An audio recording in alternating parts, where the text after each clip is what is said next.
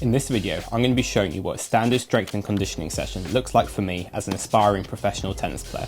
Previously in my series, Baseline to Pro, I've set my goal, made a plan, and now it's time to get to work and be in my best physical shape to compete on the future circuit. I leave my fitness program in the hands of Matt Jaggard, who's the head S&C coach at the D&L Tennis Academy, where I train and work. Matt has countless years experience working with ATP, WTA and ITF junior tennis players.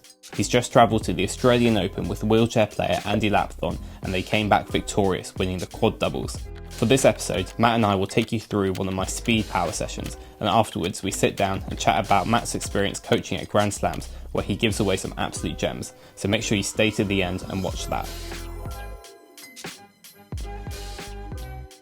Alright, before I get into the session, let me just explain where I was at with my training leading up to it.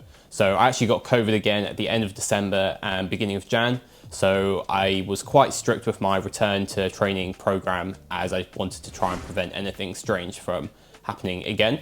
This basically consisted of resting for about a week or so and then gradually building up my training load through a bit of walking and running, and then getting back on court, doing a bit of hitting, and then increasing the length of time and the intensity of these sessions. By the time Matt got back from Australia, I was ready to resume my normal S&C sessions, and I think Matt references this all a little bit when he's explaining the session. So now you have the context, let's get straight into it. Okay, so just reintroducing power, sort of lower level plyos.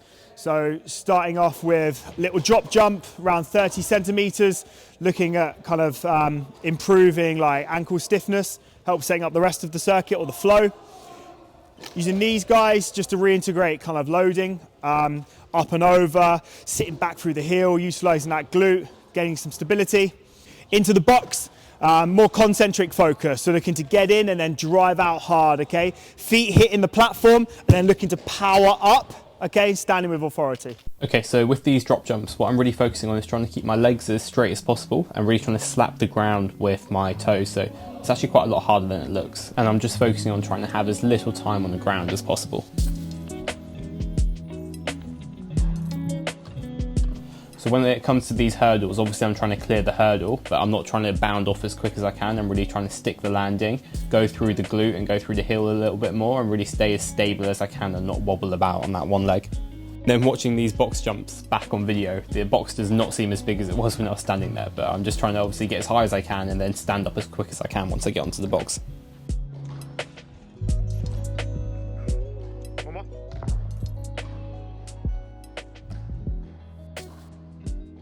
Okay, so second flow of the day, little notch up with regards to how dynamic it is and how intense it is.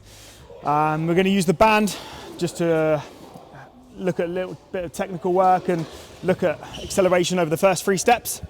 We're then going to use the timing gates. There'd have been a stage in the return to play where we didn't use the timing gates, but now we're looking to drive a bit of intent, returning to kind of normal training volumes and intensities next week. So looking for these 5 meter times to be within 5 to 10% of where they were before COVID. And then a little bit of fun with this, little bit of eccentric, kind of like force absorption, adjusting the feet and then just giving the forehand and backhand a little rip. Decent. These banded runs are probably one of my favourite exercises to do because it's really fun to just run as fast as you can with that resistance behind you. Watching this clip back, it's actually hilarious seeing Matt trying to hold me back, and in that last little sprint there, he's really galloping along. It just cracks me up.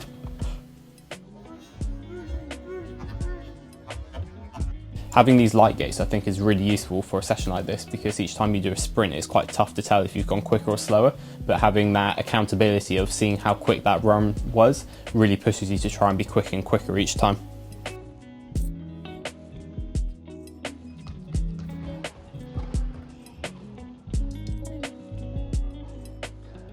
When I'm doing this exercise, I really love to visualise doing a serve and third ball, because a slam's kind of like that serve, and then that shot afterwards is kind of like your third ball, really trying to be aggressive with it. So when I'm doing this powerful, forceful exercise, I can really visualise myself doing this within a point situation.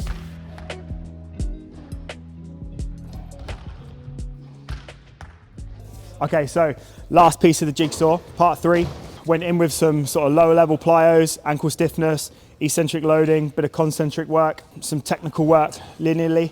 Used the timing gates to measure output, played around with the med ball, bit of rotation. Now what we're going to do is we're just going to look at the outside leg. So how stiff can we keep the outside leg?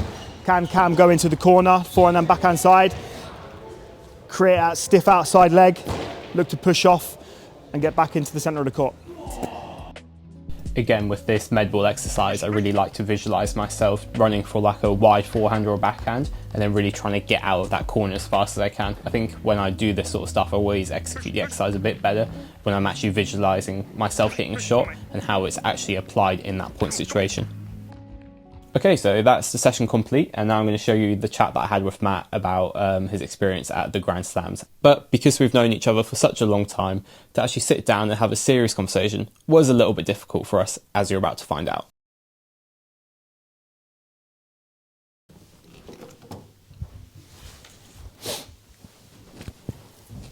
Good? Yeah, good. So.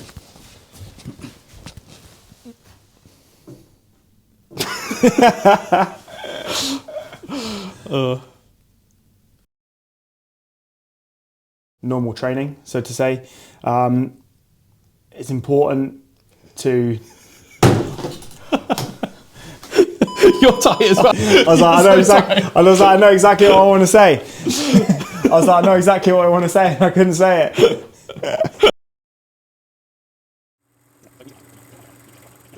Okay, cool, perfect. And then you've obviously just come back from Australia from the, fourth Grand Slam? You've been to all four now, right? Yeah, all four. Yeah. And you're a Grand Slam winning coach for two of them? Yeah. Yeah. You can say that, yeah. Good to say that. Yeah. What could you tell us about Grand Slams? Anything that we don't see, like through the TV, like behind the scenes? What's it really like being at a Grand Slam? Yeah, I mean, for me, it is like, it seems crazy to say, but it is almost like any other tournament. It's just on obviously a much bigger scale, and there's a lot of noise that kind of comes with it. And I think that's part of like the main part of your role when you're there is obviously just keeping it as normal as possible for the player. Yeah. And I say this to like people all the time, whether it's like grade 3 at Aldershot and it's like under 12s or whatever it might be, or it's a ITF at Liverpool or Loughborough, wherever it might be. Like, no matter kind of what it is, you're always trying to do the right thing at the right time for the person in front of you. And that doesn't change when you're there. So yeah, there's a lot going on, there's a lot of noise, and like it's pretty cool. There's a lot of things happening, but really like what you do day to day doesn't really change. There's a bit of a boring answer, but I guess that's I guess for me, like if you don't do that and you don't have a boring answer, in my opinion, you're probably not doing something right.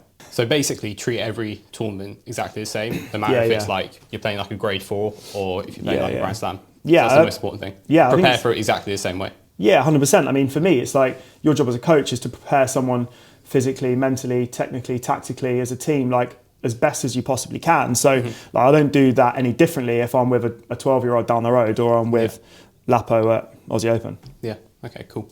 And then did you see any cool stuff whilst you're there? Any players like hitting, any cool things that they were doing, stuff that you hadn't seen before? I think one of the biggest things that I saw actually, and not all the time, a lot of the time the juniors are in a separate area to kind of the senior players, but at Roland Garros everyone's mixed in. Yeah. And I think one of the biggest things that I saw, one of the coolest things I saw was just the autonomy of these junior players. Okay. Not many people are travelling with S&Cs. I think I saw one other S&C with a couple of junior guys, American guys. But yeah, these top juniors, so autonomous. They know exactly what they need to do. Right. They're just looking after themselves. So I think one of the younger Russian boys, might have been the 1 or 2 seed back at Roland Garros last year. He must have been in the gym for an hour and a half on his own, and everything was done to a high standard, high quality. Yeah.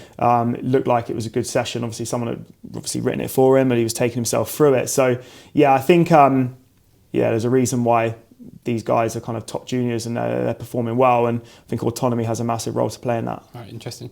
Is there anything else that you want to share with everyone about the slams? No, I think you see quite a lot of it actually on social media at the moment, but just the amount of cognitive work that people are sneaking into their warm-ups. Right. Loads of like vision stuff. See Svitolina kind of like using the vision sticks that are flying around at the moment, and loads of kind of like ball drills, one eye closed, like lots of reactive work, but cognitive.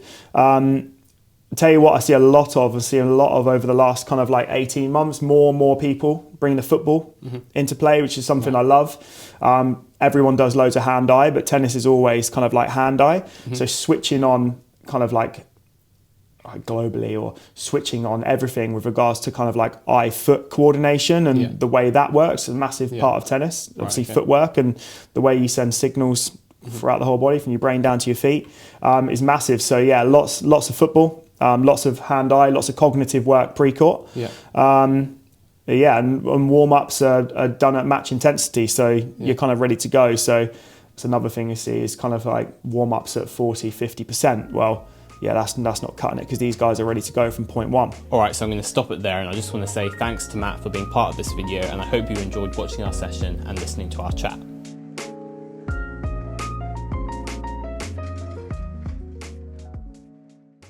Decent. All good? Yeah, all good.